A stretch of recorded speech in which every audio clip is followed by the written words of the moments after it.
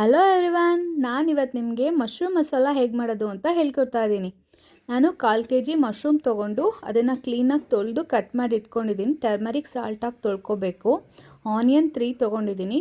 Tomato 2 ಕ್ಲೀನಾಗಿ cut ಮಾಡ್ಕೋಬೇಕು. ಶುಂಠಿ ಬೆಳ್ಳುಳ್ಳಿ ಪೇಸ್ಟು 1 ಸ್ಪೂನು, ಹಸಿಮೆಣ್ಸಿನ್ಕಾಯಿ ಪುಡಿ, ಧನಿಯಾ ಪುಡಿ, ಗರಂ ಮಸಾಲ, ಎಗ್ ಮಸಾಲ ಹಾಕ್ಕೊಂಡಿದ್ದೀನಿ. ಫಸ್ಟು ಒಂದು ಕಡಾಯಿಗೆ ಎಣ್ಣೆ ಹಾಕ್ಕೊಳ್ಳಿ. 5 ಸ್ಪೂನ್ ಆಯಿಲ್ ಹಾಕ್ಕೊಂಡಿದ್ದೀನಿ. ಫಸ್ಟು ಆನಿಯನ್ ಹಾಕ್ಕೊಂಡು ಅದು ಹುರ್ಕೊಳ್ಳೋಣ. ತುಂಬ ಗೋಲ್ಡನ್ ಕಲರ್ ಬರೋವರೆಗೂ ಬೇಡ, ಒಂದು ರೇಂಜಿಗೆ ಇಷ್ಟ ಆದರೆ ಸಾಕು. ಈಗ ಟೊಮೆಟೊನ ಹಾಕ್ಕೊಳ್ಳೋಣ. ಟೊಮೆಟೊ ಹಾಕ್ಕೊಂಡು ಸ್ವಲ್ಪ ಹುರ್ಕೊಳ್ಳೋಣ. ಟೊಮೆಟೊನೂ ಅಷ್ಟೇ ತುಂಬ ಸಿಪ್ಪೆ ಬಿಡೋವರೆಗೂ ಬೇಡ, ಒಂದು ರೇಂಜಿಗೆ ಹುರ್ಕೊಳ್ಳೋಣ ಸಾಕು. ನೋಡಿ ಆಗಿದೆ.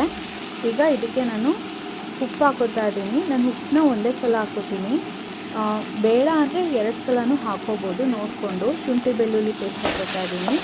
ಅದು ಹಸಿ ವಾಸನೆ ಹೋಗೋವರೆಗೂ ನಾವು ಹುರ್ಕೋಬೇಕಾಗುತ್ತೆ ಶುಂಠಿ ಬೆಳ್ಳುಳ್ಳಿದು.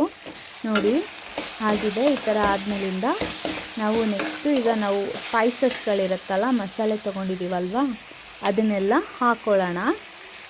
ಖಾರ ಬೇಕಂದರೆ ಹಸಿಮೆಣ್ಸಿನ್ಕಾಯಿ ಪುಡಿ ಮತ್ತು ಎಗ್ ಮಸಾಲ ಇನ್ನೊಂಚೂರು ಹಾಕ್ಕೋಬೋದು. ನಮ್ಮ ಮನೇಲಿ ಖಾರ ಸ್ವಲ್ಪ ಕಮ್ಮಿ ತಿಂತಾರೆ, ಹಾಗಾಗಿ ನಾನು ಚೂರು ಕಮ್ಮಿ ಹಾಕ್ಕೊಂಡಿದ್ದೀನಿ ಸಾಕು ಅಂತ.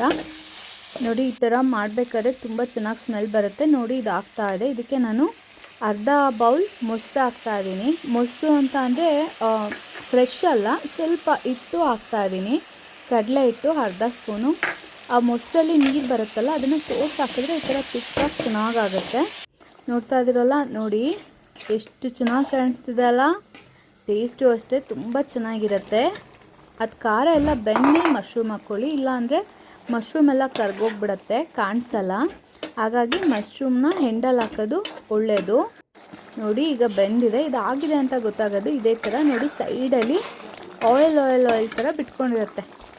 ಆ ಥರ ಬಿಟ್ಕೊಂಡಾಗ ಆಗಿದೆ ಅಂತ. ಈಗ ಕೊತ್ತಂಬರಿ ಸೊಪ್ಪು ಹಾಕಿ ಮಾಡಿದ್ರೆ ಆಹಾ ಮಸ್ತಾಗಿರುತ್ತೆ.